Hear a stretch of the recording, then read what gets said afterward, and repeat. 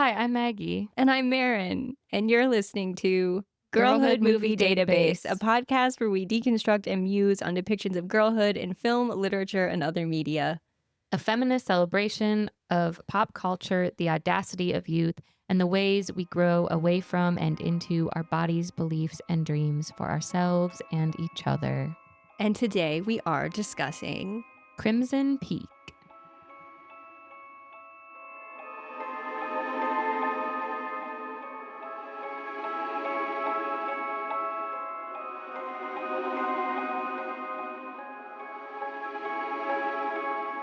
I think that we could have like spooky music in. I can After probably it, find that could be some fun. copyright-free, royalty-free spooky music. Yeah. Okay. Maybe we could- Well, yeah. I hope you enjoyed the spooky music that just played. Whoever's listening. Okay, yes. We're talking about Crimson Peak, directed by Guillermo del Toro and written by Guillermo del Toro. Who, if you're listening to this, you've probably heard of him. He has had a very successful career.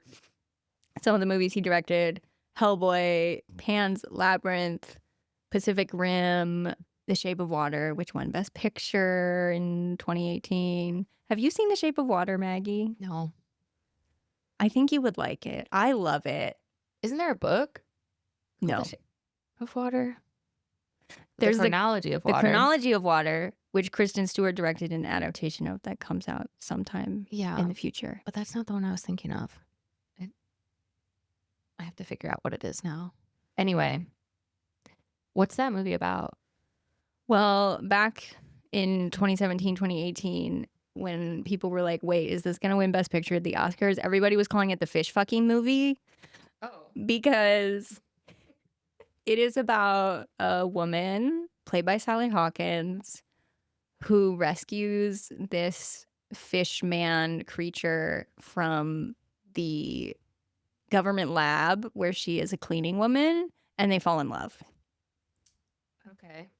And I think it's a beautiful movie that makes me cry every time I watch it.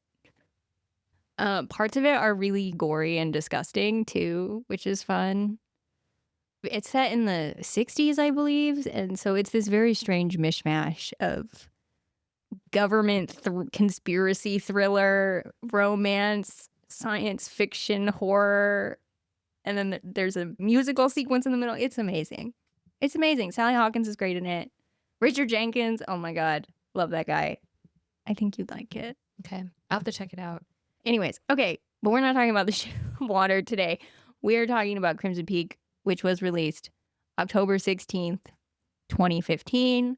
Perfect time to release this kind of movie. I love a self-aware theatrical release date. Maggie, the poster tagline for this movie is one word. I think it'd be fun if you guess what the word is. One word? And it is a word that is part of a refrain that I believe is repeated multiple times in this movie. Oh, man. I feel like I'm not going to get it. What is the refrain about? I feel like that's too much of a hint. I don't know. I know this word is said near the very beginning of the movie. I know the first line in the movie is ghosts are real. And then she goes on to talk about her experience. Mm-hmm. Her experiences. Beware. Beware. And it's in all caps. I never would have guessed that. Because when she's a child, her mom's ghost visits her and says, beware of Crimson Peak. Oh, yeah. Okay. Which Crimson Peak is kind of vague. Why didn't her mom say, beware of the baronet with the long hair who's going to come and take you away to Crimson Peak? Why are ghosts always so fucking cryptic? They want to be dramatic. They're divas. Truly. Beware of Crimson Peak. Like, why can't you just be like, hey, dude, this guy, bad news. Yeah. His sister? She not your friend. Hot. Very hot. Not your friend. Could you read this logline for us? A new bride investigates ghostly visions at a remote Gothic mansion that holds dark secrets. I mean, I guess that's fine. Okay, this is my thought. that I'm having right now Okay.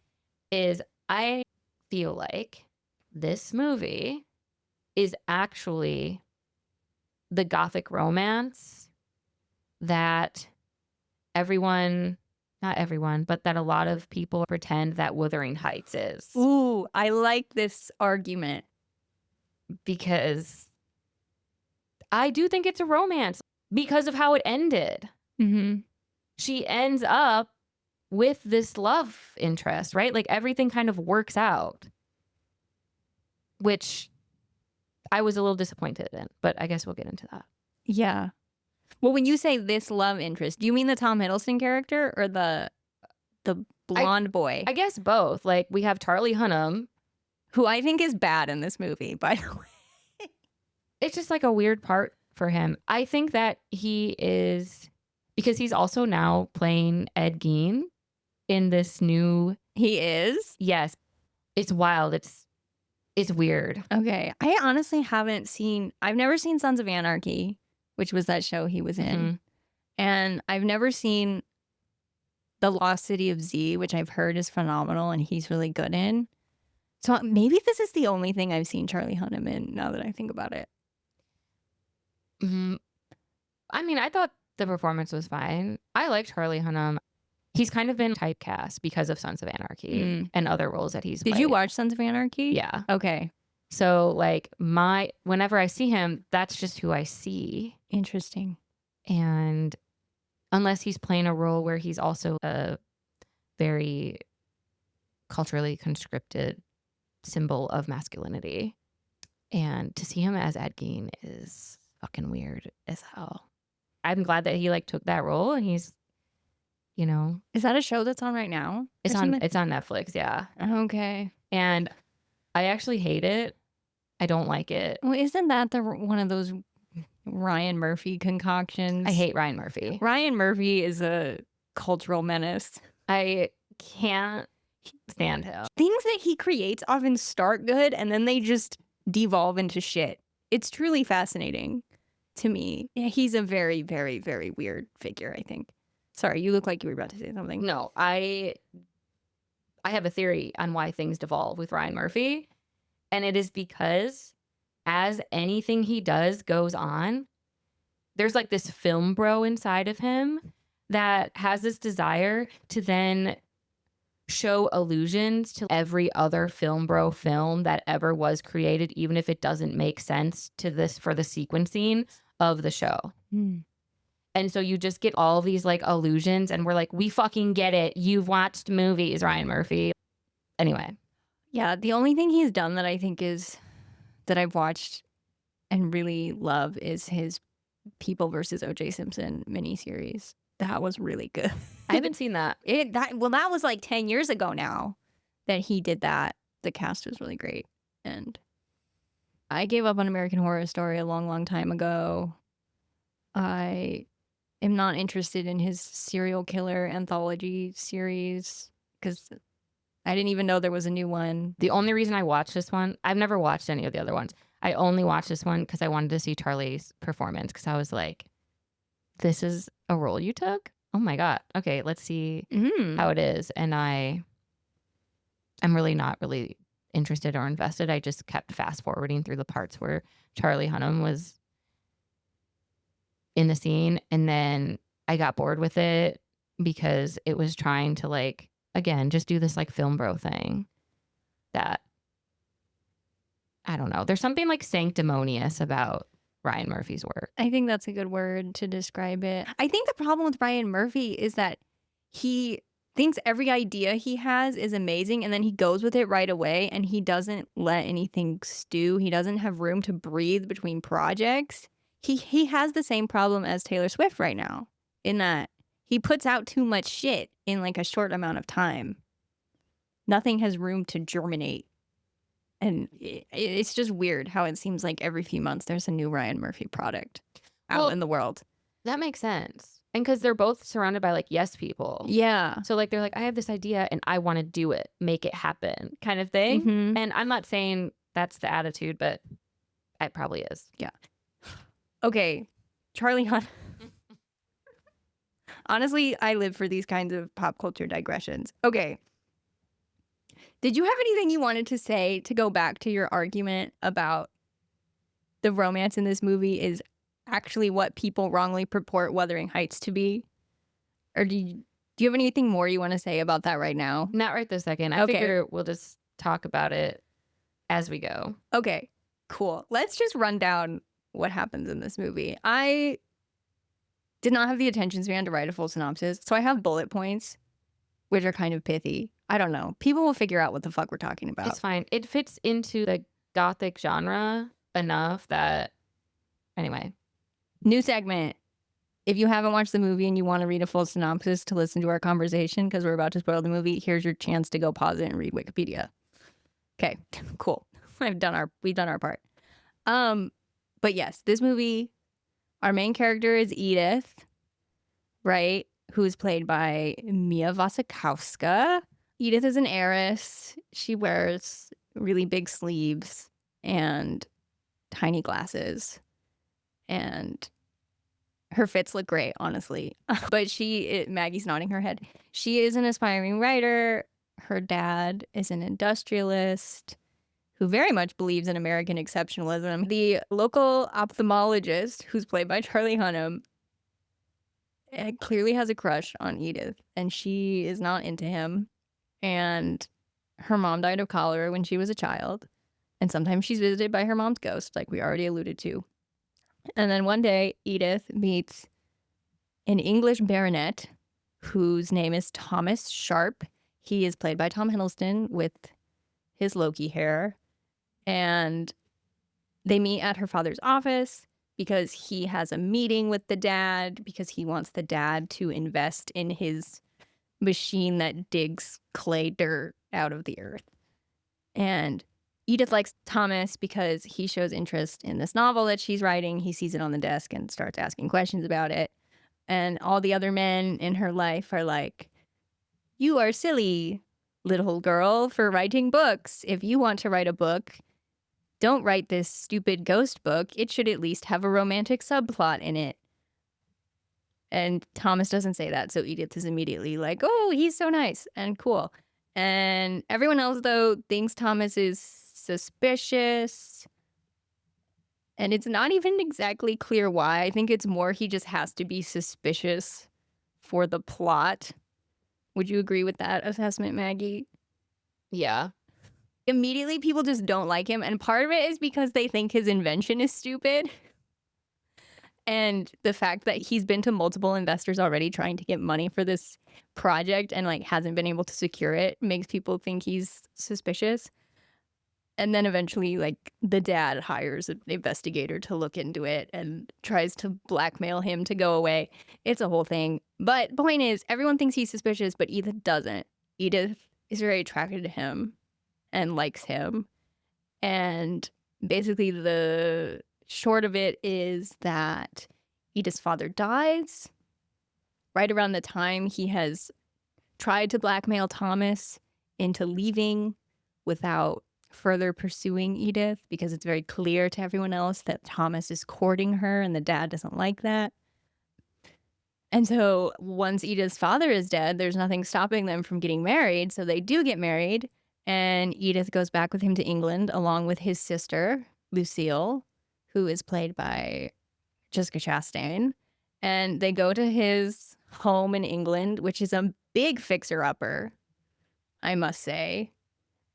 And wait, can I interject? Yes, please. Really quickly. I would love if you interject. So when Edith walks into this fucking decaying ass mansion, there's a giant hole in the fucking ceiling. And there's always leaves fluttering through it the whole movie. Constant debris. And she walks in, she looks around like stars in her eyes, and she says, "How do you manage all this?" And I'm like, he's not fucking managing it. That's why there's a huge hole in the ceiling. What? It's really funny. That moment is kind of hilarious. Okay, going on. I think there could potentially be arguments to made that some of this movie is intentionally campy. Maybe. Not in a super extreme way, but maybe it's more so that it really leans into the ostentatiousness of Gothic conventions, and that feels adjacent to our contemporary understanding of what camp is.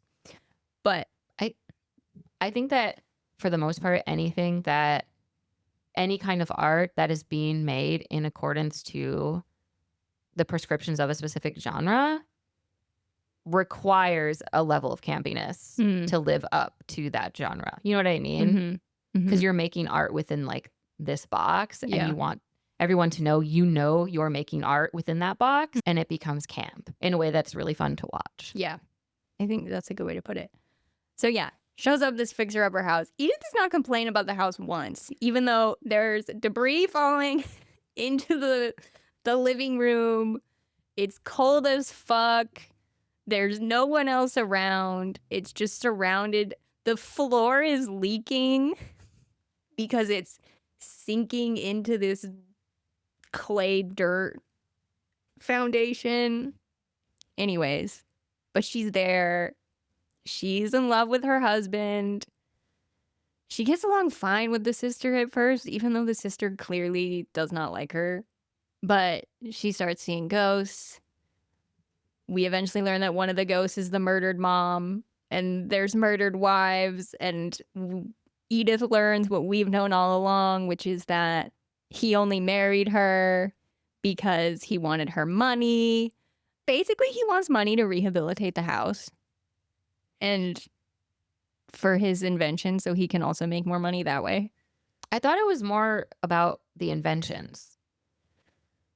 But I think it's more so that maybe they're going to lose the house too. Oh, yeah. If they don't get more money. And then they just want to get the money and then like probably like kill her, and then they can. Yes. Because what we learn is that Lucille, the sister, killed Edith's dad to make way for Edith and Thomas to get together. And in the past, this has been their MO, is to marry women who inherit a lot of money and then kill those women to get their money. So presumably that was the plan for Edith all along, but then Edith and her husband actually have sex, and then the sister finds out and freaks out because she's like, oh, he didn't fuck any of the other women. And Edith discovers that her husband and her sister-in-law have an incestuous relationship, and it just ends in a bloodbath. Her husband dies, Lucille dies, Edith survives. Charlie Hunnam is there. They go back to New York. Presumably, they probably get together, but that's not explicitly shown. The end. Anything you want to add? No. I think that covers it. Can I talk about my origin story for this movie first? Yeah. I believe I mentioned this to you, but this movie came out in 2015, so I would have just turned 17, like a month before. And in the United States, in order to go to an R-rated movie by yourself, you have to be at least 17. Otherwise, an adult has to accompany you and buy your ticket and everything. And so I was 17 when this movie came out. And one of my best friends from high school, who we would go to movies together all the time, she was not yet 17. So this was the first R-rated movie that I snuck her into, because I like walked up to the window by myself, had my ID if they asked for it, bought 2 tickets. They just didn't question me. In hindsight, it's so funny that this plan worked as many times as it did. Bought the tickets, stood outside the theater, then she got out of the car, came in, and then we went to the person who ripped your tickets, and then they don't question you because they assume that your ID has already been checked at the window.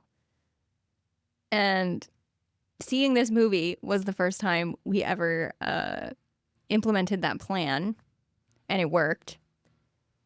And that is what I always think about when I think about this movie.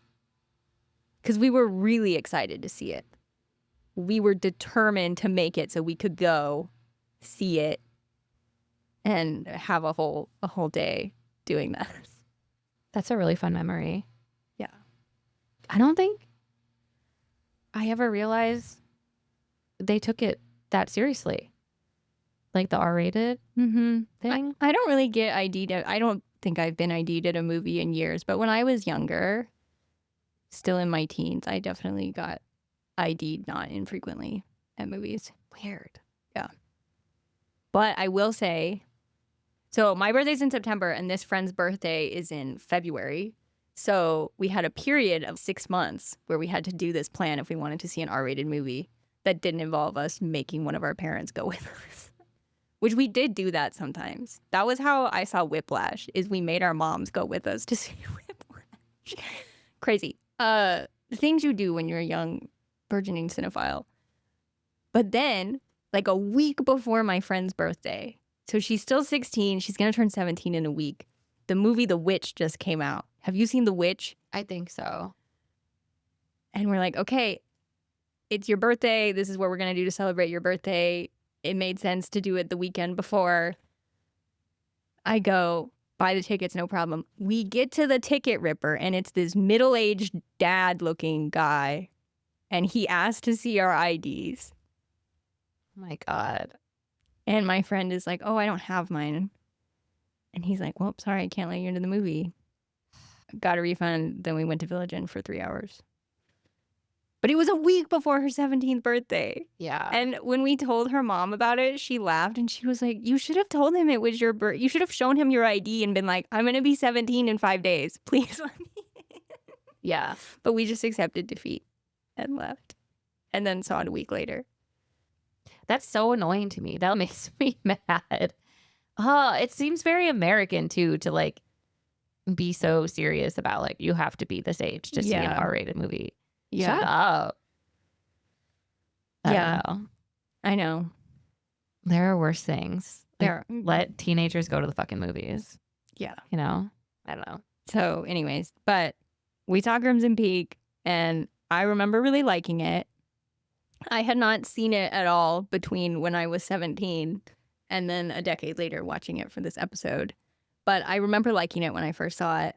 I remember not picking up, though, on any of the fucking red... Tom Hiddleston's character in this movie is just a walking red flag. Yeah. From the beginning.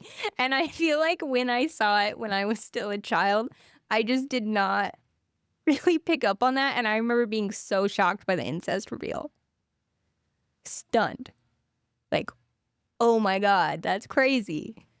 But I still think this movie is very fun. I think its sumptuousness is really great. I think it really embraces the genre conventions when you think specifically of Victorian Gothic fiction, and I really admired that about it. I also liked it. I did. I had fun. I think it's a fun movie to watch. But as an adult, I was like, oh, no. This brother and sister are fucking. Like, I was like, oh, okay. That's definitely going to be happening. You sensed it? Pretty early on. Because you know something's weird. Mm-hmm. And I don't know. I watch a lot of horror and a lot of just fucked up movies. So my brain is just instantly going to be like, oh, yeah, they're probably fucking. I think when I first saw it, I sensed that Lucille, the sister, she comes off as being much more protective of her brother than her brother is of her. So I was like, it seems like she is maybe in love with him, which is still incestuous feelings. But I was really shocked that you see them having a full-blown sexual relationship. Because again, I think I was not picking up on the red flags the way a regular adult would. So I was like, wait, he's been fucking his sister the entire time? That's so fun, though. Like, that's how this movie wants you to watch it. Right, exactly. I will say, I was surprised at that scene where we do finally see them in the throes of love, of brotherly, sisterly love, because up until that point, actually, this is really funny considering your memory of it now. And what I was going to say about it is that I thought this movie was like PG-13. So going into it, I was like, oh, wow, that's kind of violent. Oh, wow, that's kind of Oh, okay. Yeah, when the dad gets his head smashed in the sink, you're like, this is not kitty shit. I was like, for a PG-13 movie, like, that's pretty, that's pretty violent. Like, I go through this whole movie thinking it was PG-13 until the moment we actually see Lucille and Thomas going at it. And it's not like there's nudity. It's just, but it's very sensual and very. Her hand is in his pants. Yeah. And they're brother and sister. Yeah. It'd be one thing if it was just like they're lovers, but like they're brother and sister and her hands down his pants. And it was at that moment where I was like, I don't think this is PG. It took me like the whole movie. So, and then, because I didn't even look at who directed it. If I haven't heard of a movie, I don't know about it. I just go into it totally knowing nothing. And then it was like, oh, Guillermo. The pieces came together. Yeah. I think what you're saying about the sex and the violence, I was also thinking about that a lot, because if you think about Gothic fiction, Gothic literature, sex and violence is always a huge element of it. But I feel like when we think about the most well-known Gothic literature, it was often published in the 19th century, where what was considered acceptable to be published was very different than now. So even though sex and violence is there, it's often much more subtextual. For example, in Wuthering Heights, Kathy and Heathcliff never fuck. But we know that there is raging, their loins are raging. And then that goes to very emotionally violent places as well. Or in Jane Eyre, if I'm remembering correctly, Mr. Rochester has that ward who lives with him, who Jane is hired to be the governess for. And it's very much implied that that is his illegitimate child. No one ever comes out straight and says that. So there's this implication of sex outside of marriage, which is obviously very taboo. And so what I really enjoy about this movie is that it is very much enacting a lot of these conventions we associate with Gothic fiction, but it's taking advantage of the fact that it gets to exist in the 21st century. And so the sex and the violence gets to become text. And that gets to be shocking and kind of scary, but also fun. I know it's weird to be like, incest is fun, but something about being shocked by it is fun. And then experiencing Edith's emotional fallout from that revelation is less fun, but is still intriguing. So I think that's a really fun way that the movie is in line with this tradition that comes centuries before it, but is also forging its own identity. I 100% agree. And it actually makes me want to go back to that scene we talked about where Edith walks in and she's like, how do you manage all this? Uh-huh. It's fucking falling apart. I thought of Jane Eyre specifically in that moment, because I feel like when Jane gets to Rochester's, she's kind of like, this is weird. This is really weird. But I guess it's just what I'm doing now. You know what I mean? Mm-hmm. And so I think that is what makes this movie so fun, is that it really is aware. It seems to me it is really aware of these very like specific textual elements that it's bringing to life. And that's more or less what you just said. I guess I'm just providing an example that I noticed of that. I was thinking about this. What is the distinction between enacting a genre convention versus subverting it and then also disavowing it altogether? And I think this movie does a lot of enacting in that it is leaning into conventions that are familiar to a lot of people, especially if you have read 19th century Victorian Gothic literature. I think there's maybe even replication could be a good word to use, and I don't mean that in a bad way. It's adherence. It's adhering to something that is familiar, something that has a lineage in the history of the genre. But I also think this movie is doing subversion for things I said earlier, like making sex and violence text as opposed to just subtext. And I think the word I would use to describe that would be defamiliarization, which is a very literary word. So we all are familiar with sex and violence in the world. A lot of us have experienced those two things in some way, but it's unexpected because we don't go into Jane Eyre expecting that level of sex and violence. So you might not necessarily be going into this expecting that level of violence, just like with your experience thinking it's PG-13. So that feels subversive. But the one thing this movie I don't think participates in, which is what I really like about it, is it doesn't try to disavow the genre that it's inspired by at all. Because sometimes that happens, and I feel like this especially happens in horror adjacent stuff with this period we're in, which is maybe ending a little bit, I don't know, of quote unquote elevated horror, where it's like horror that's trying to be above genre conventions of horror. And something about that, just, I have my eyebrow raised to it a little bit. Because I'm like, why are you trying to reject the thing that is the foundation for the art you're trying to make? I don't know. The point is, though, that this movie is not doing that at all. It's more interested in pushing things that you maybe expect to their extreme in a way so they're still surprising.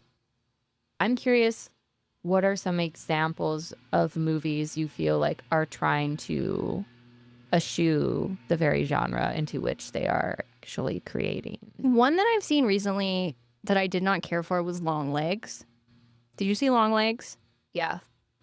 It's a movie that starts very serious and then gets sillier as it goes on, but I don't think it's trying to be silly.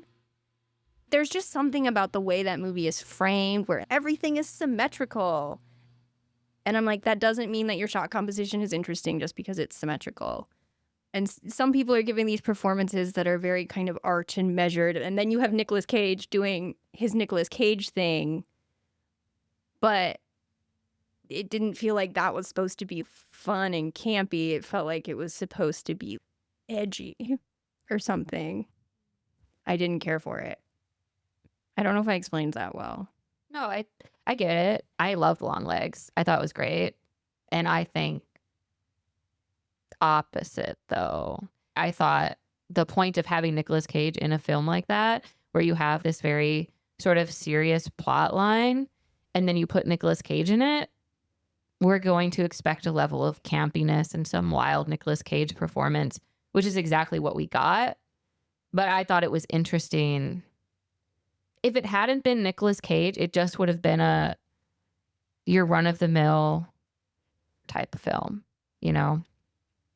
But you put Nicolas Cage in there, and I don't know, changes the dynamic. See, I think if they had made that movie 5 to 7 years ago with Nicolas Cage in it, that is exactly how they would be intending. That's exactly how they would be weaponizing his star power. But because it was made last year, and in the past 5 years or so, Nicolas Cage's career has undergone this very significant reinvention where he's been in a lot of movies and given a lot of performances, many of which I think are good, where he's been moving away from that image of him doing that kind of thing. And so I felt like it was him giving a Nicolas Cage performance of the 2010s in a movie that is wanting the Nicolas Cage of the 2020s, where he's doing shit like Pig or The Unbearable Weight of Massive Talent, where he's playing himself. It was weird to me. I don't know. But I also only saw it once, and that was like a year and a half ago. So, yeah, I don't know. Casting Nicolas Cage anymore is a very loaded thing. Just not because of Nicolas Cage himself, but just the way his persona has evolved so much over the course of his career. And I think he has been really trying to get away, move past that unhinged era. I don't think I will ever take Nicolas Cage that seriously. I don't have anything vested in who I think Nicolas Cage is or should be or has been or the kind of artist he might be in the future or was in the past. I don't have any like theories either about his career arc either. I just see him as the Nicolas Cage that he was in Vampire's Kiss. That is the Nicolas Cage that exists in every movie I ever watch of him. And that movie like is hilarious. I love it so much. I've still never seen it. But I think maybe we're just getting too off topic, but I suppose it is on topic in a way. The premise that people are creating these films that are trying to be above the horror genre, I think what is happening is that for the first time, horror is being taken seriously as a genre, and you have Hollywood capitalizing on that. You have horror auteurs kind of for the first time, like Ari Aster. The movie is considered his whole vision. It is his art. And that sort of conception of a director is much more acceptable in higher brow circles than what Wes Craven was doing however many decades ago. No, that makes sense. And I'm sure there are people that would argue against this, but I really feel like the advent of that shift started with Hereditary. I would agree 100%. And we saw this horror film that was like still doing like the campy horror things, but in a way that felt so heavy and serious. And people who hadn't ever actually tried to genuinely engage with horror were now engaging with it in a way they didn't know was possible.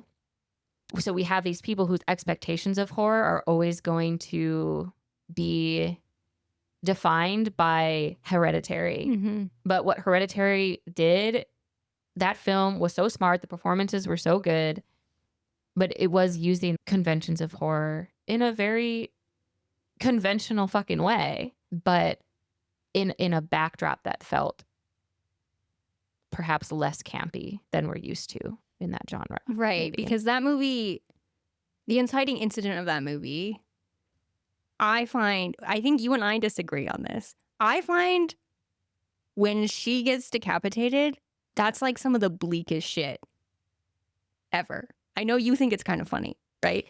I mean, in the way that it's like so unexpected and you're like, oh my God, this is funny, but it's also horrifying. But then you have the cut to Toni Collette screaming on the ground, crying, and then you cut back to the road and her head is still there and there's maggots eating it, and that shit is terrifying and disgusting. I think, though, once we summoned a demon and the brother is crowned king of hell at the end and there's bells in the background, that's where it feels like the sort of goofiness that comes with a horror movie. And I think it's possible to have fun with that ending and to see fun in it. I actually have not seen Ari Aster's two most recent movies because they just sound very uninteresting to me. I did see Midsummer, but I did not see Beau is Afraid or Eddington. So I can't provide a whole argument about how his work has evolved since Hereditary. But I think you're right, though, that people especially latched onto the bleaker, more serious elements of Hereditary, and that has shifted the genre in a lot of ways. I'm sorry, I don't know how I got us here. No, it's okay. But I think this is an interesting reference point, though, because Crimson Peak came out 2 years before that. Hereditary was 2017, I think, right? Maybe 2018? Sometime in the late 2010s. Definitely after 2015. It might have been 28.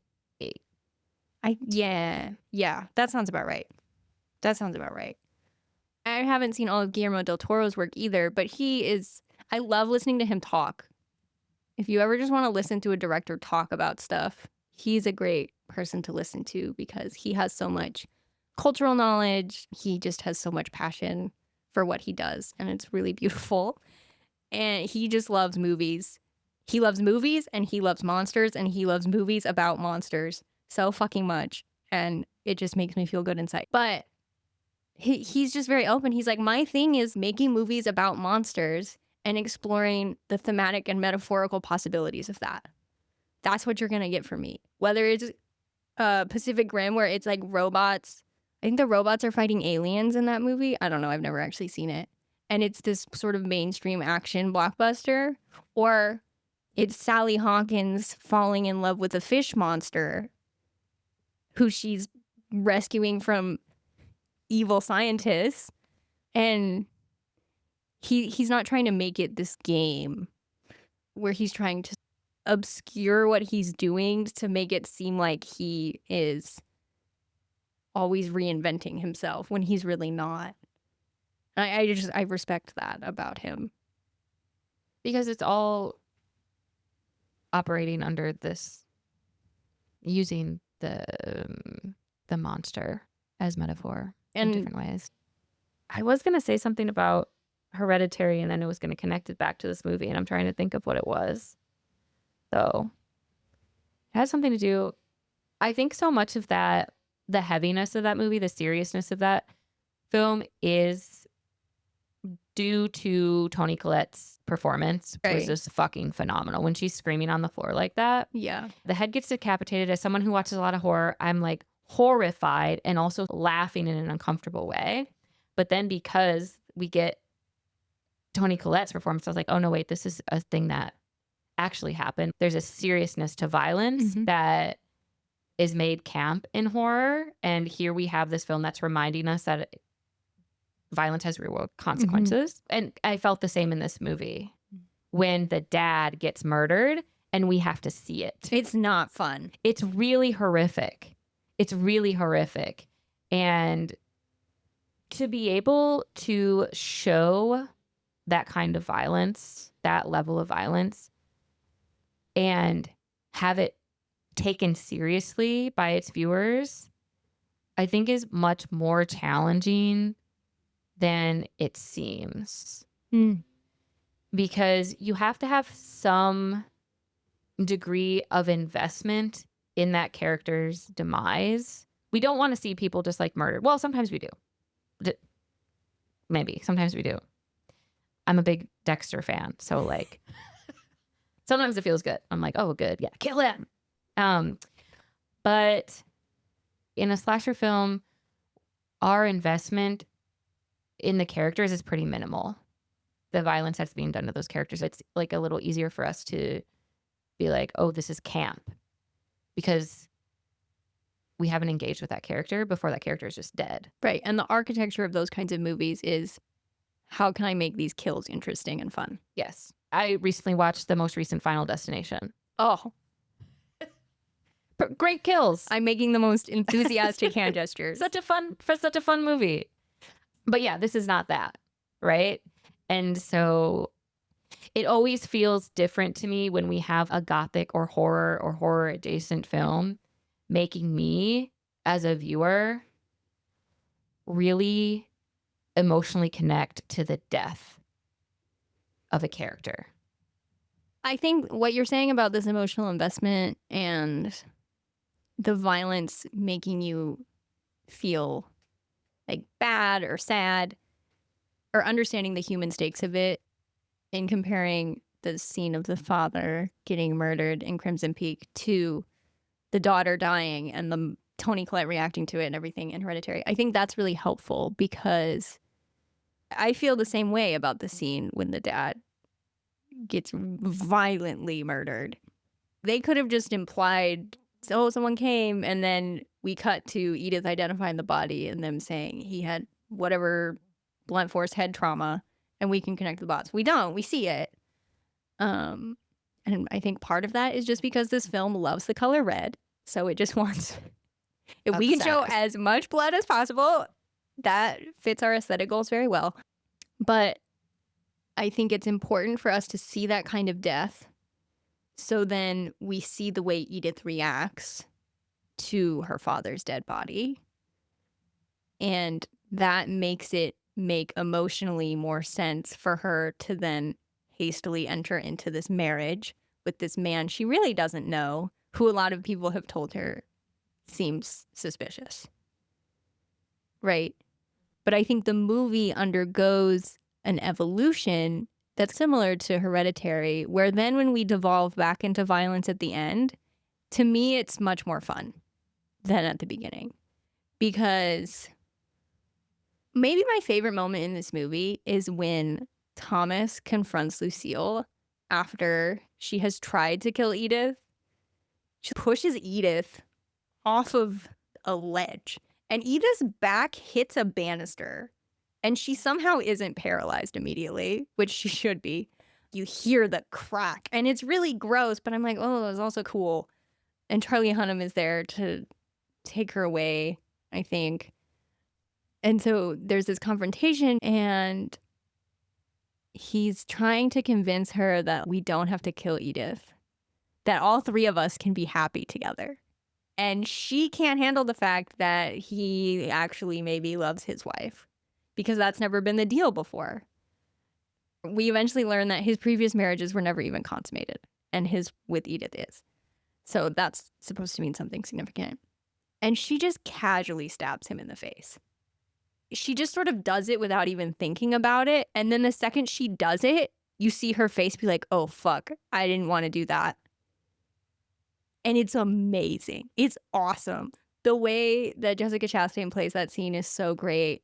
And it's really shocking to see someone get stabbed. He gets stabbed in the cheek right below his eye. And at that point, he's already incurred other damage. But you're like, oh, okay, I don't know if you're going to make this out alive.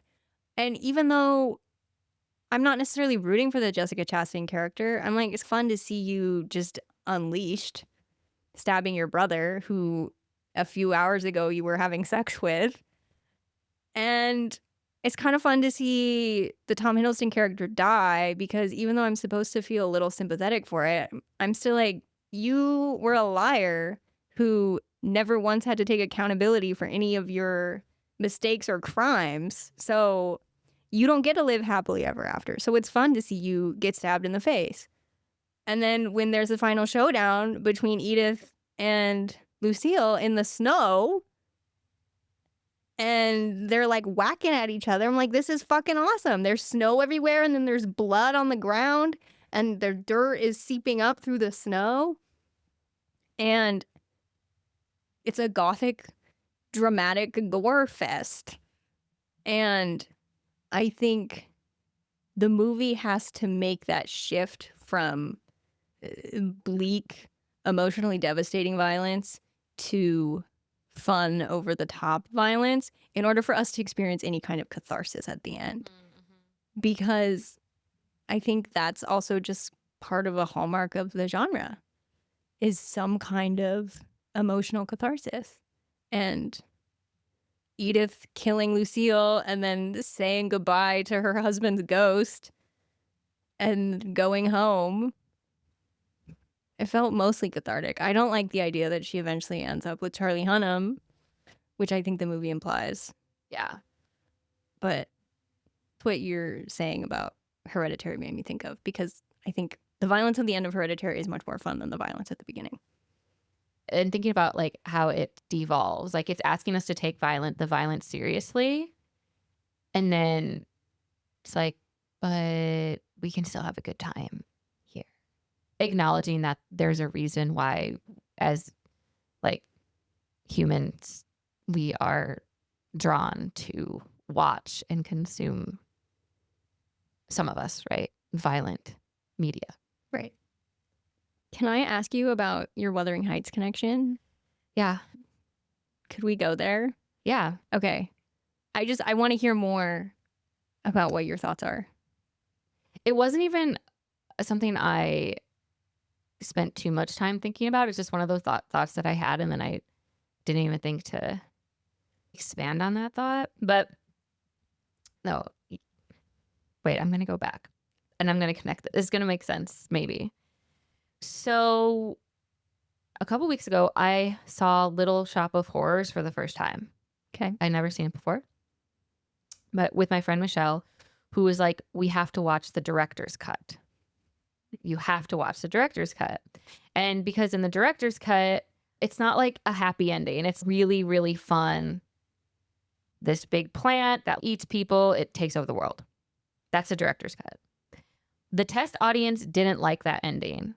So the theatrical release was like the protagonist and his love interest are happy together or whatever in the end.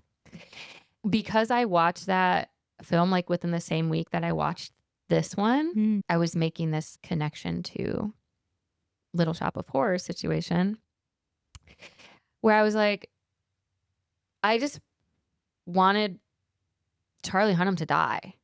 And because just by having him live, my experience of the entire movie is shifted at the end where I'm like, oh my gosh, this is actually a romance. It's a gothic romance, which is great. I wasn't mad about it. It's just once I realized it wasn't PG-13 and it was meant to be horror in many ways because of the degree of violence and the, disturbing sex. I just wanted him to die and I wanted her to be by herself for two reasons. One, I wanted it to remain in the gothic horror realm versus the gothic romance realm. And I don't really have any reasons beyond my personal preference for how I wanted to experience that movie. And then two, I just felt like it would be a more feminist ending for her to move into the world. She's never really been able to experience the world. She's always had men around her, like telling her what to do, how she can spend her money. And now I get like Charlie is supposed to be, I know his name's not Charlie in the movie, okay? But I literally don't know what his name is. Either. It's Charlie. He's like supportive and stuff. And he like saved her, but she really saved herself because she killed. Now it seems like I'm hating on this movie and I'm not because I liked it. I just wanted him to die for the reasons I just said. No, I think that's a compelling argument. It is interesting that it's never overtly stated that she and Charlie Hunnam get together.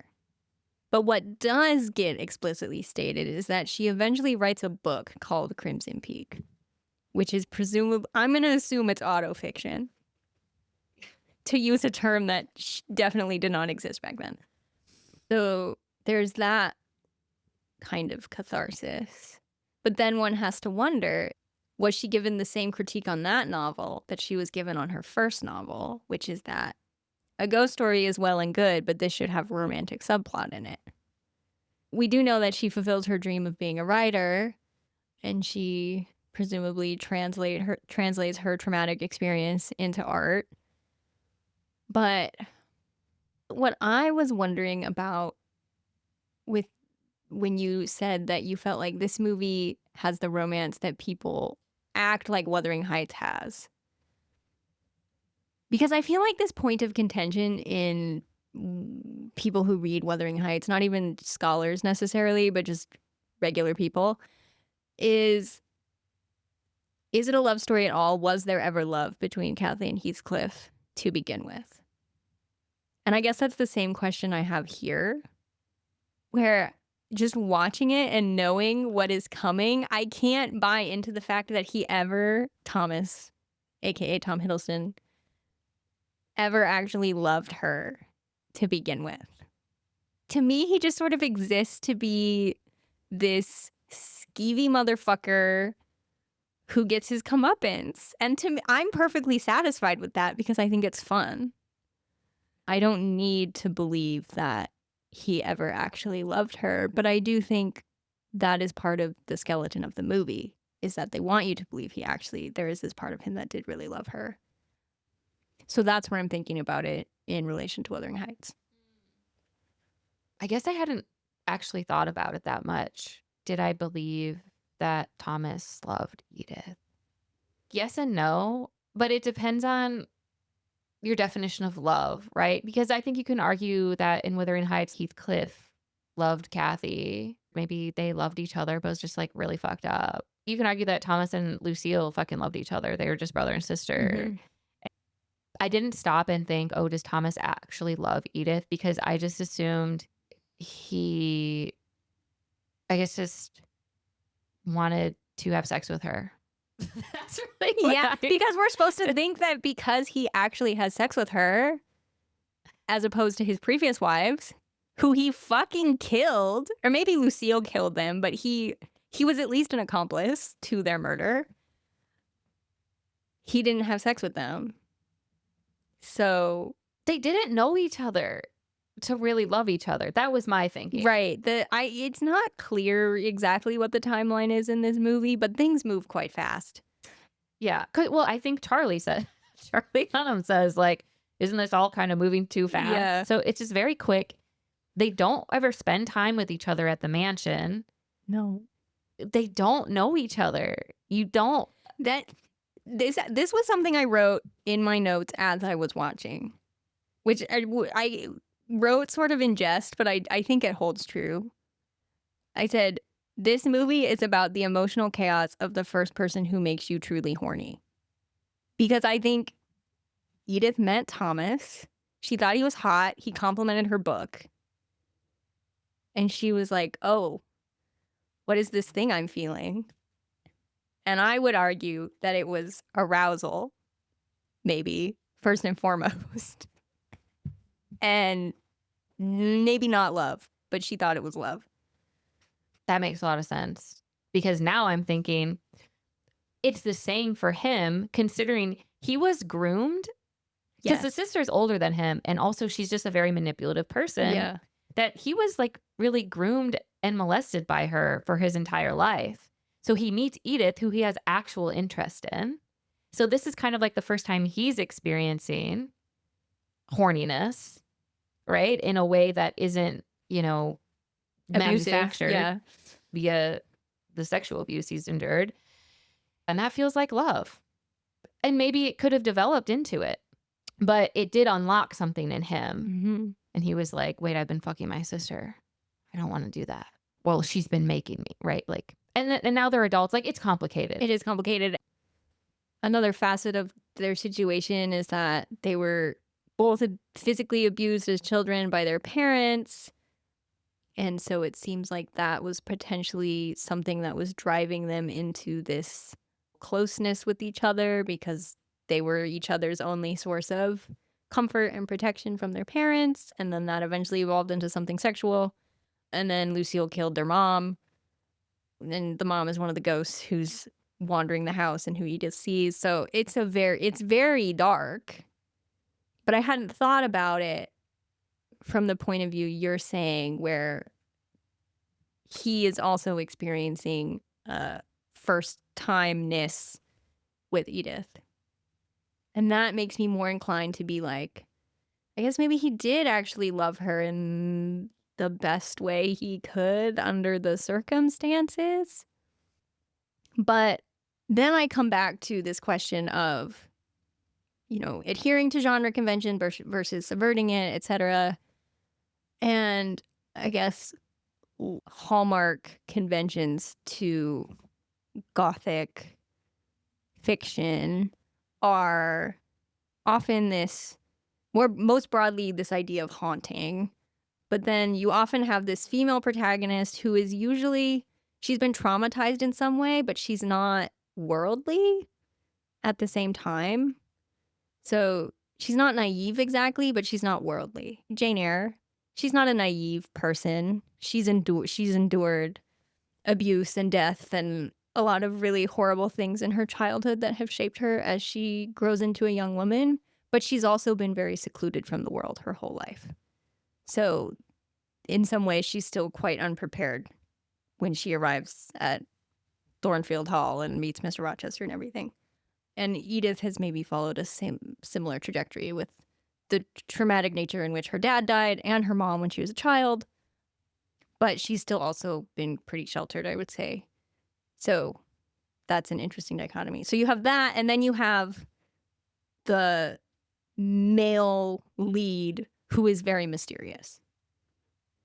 often the way that relationship goes, according to convention, is that some secret about the man is revealed that forms an impediment to his romantic and emotional relationship with the woman. But then it becomes this question of, is that secret so bad and powerful that it can be overcome or not? And in Jane Eyre, for example, the decision that Charlotte Brontë makes is that this secret can be overcome and they can end up married together, even though he hid his wife in the attic and lied about it and tried to marry her even though he was technically still married. But here, I think in Crimson Peak, the movie, by doing what I said is done earlier of making some things that are subtextual more overt, namely sexual content and the violence, I think it makes a decision that that secret, once out, is not surmountable. And so he dies. They don't end up together forever.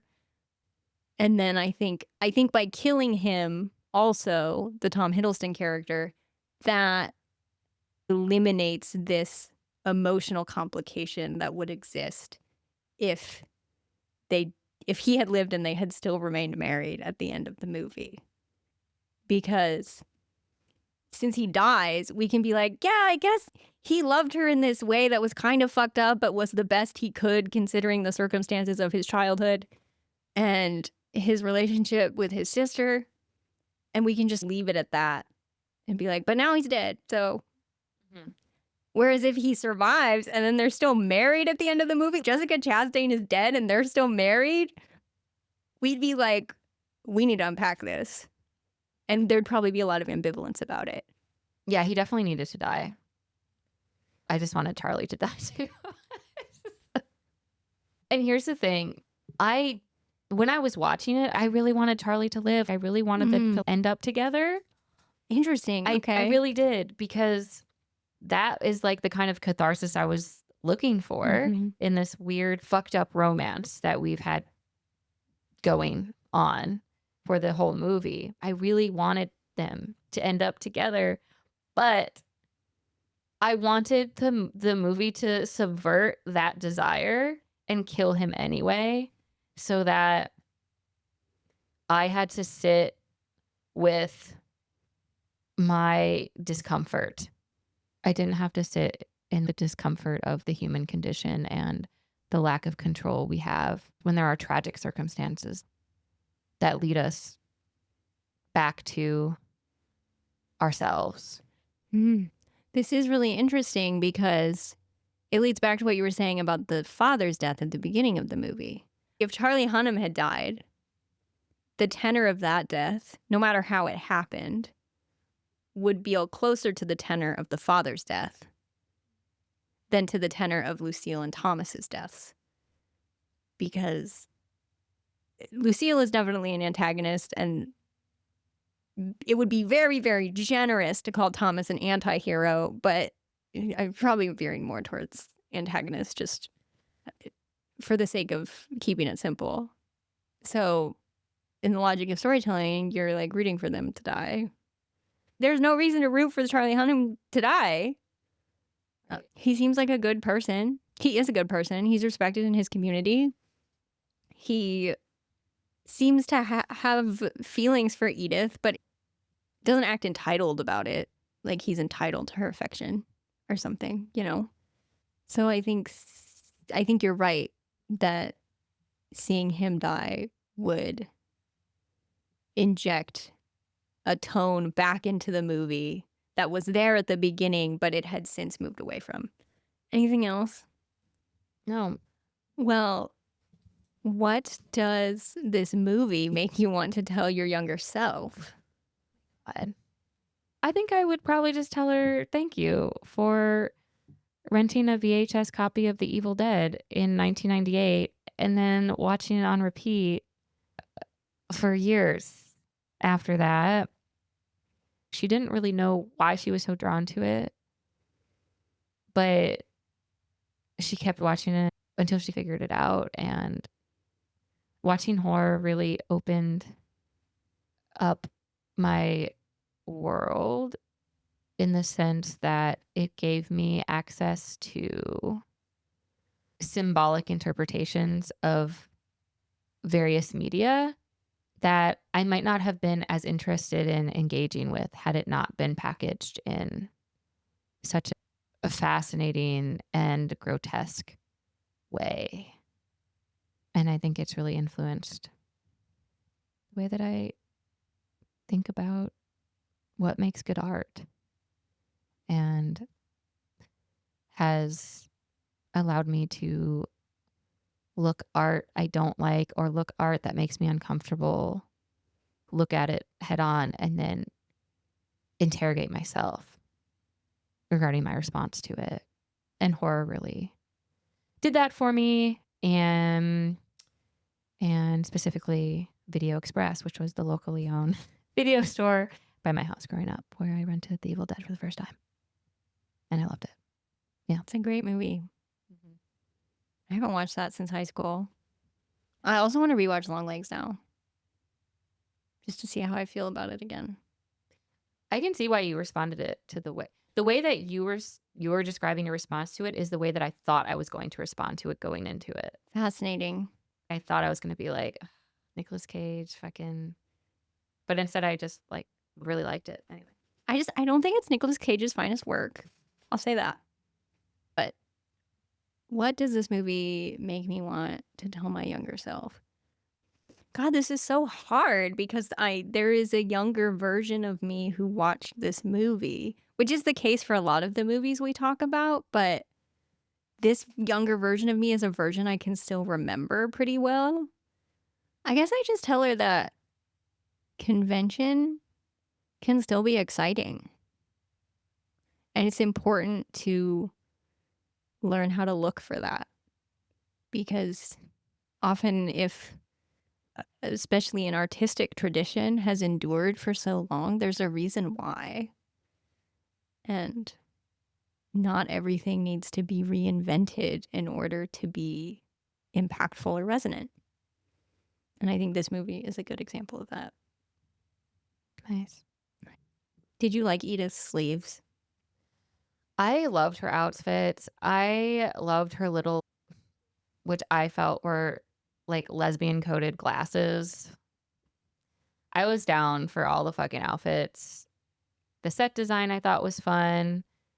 The wardrobe for sure Right. was just fucking top notch, dude. Big fan. Yeah. Of that wardrobe design. Mm-hmm. Shout out to whoever was the... Let me look. I want to look right now so we can shout them out. This feels like a movie that would be a shoo-in for a Best Costume Design Oscar nomination, but I don't think it got one. Which, if I remember right, this movie didn't do great at the box office. Kate Hawley is her name, who designed the costumes. I'm going to see what else she's done. She also did the costumes for Pacific Rim. She's done lots of... This is very interesting. She did some of the Hobbit movies. She did all 3 of the Hobbit movies. And then Suicide Squad. Oh, and she did the costumes for the upcoming Frankenstein movie. Maybe there's an Oscar in her future. The Wicked's probably going to win again this year. For the sequel. We'll see. This is exciting. Okay. Thank you, everyone, for listening. You can follow us on Instagram. Girlhood Movie Database. Please subscribe to the show on your podcast listening platform of choice. Turn on post notifications, yada, yada, yada. Leave us a rating and review. That is nice. That is really helpful. Tell your friends. Anything else that we need to add? I don't think so. Okay. Happy Halloween. Yeah. Stay safe out there. Participate in spookiness. I was going to say consensually, but then I was like, that doesn't make sense.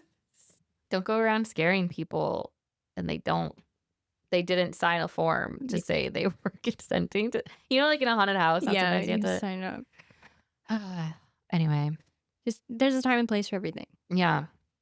So. If you haven't seen the Goosebumps episode of The Haunted Mask. I haven't. That's a great lesson about don't scare people non-consensually. My partner and I, we recently rewatched all like the old Goosebumps episodes. So that was fun. I've never seen an episode of Goosebumps. I don't even think I've ever read a Goosebumps. Oh, wow. It just wasn't my jam. Yeah. I better be into them now. Because I could just read them in one sitting. Yeah. Because they're children's books. Yeah. But that would probably be a pleasure.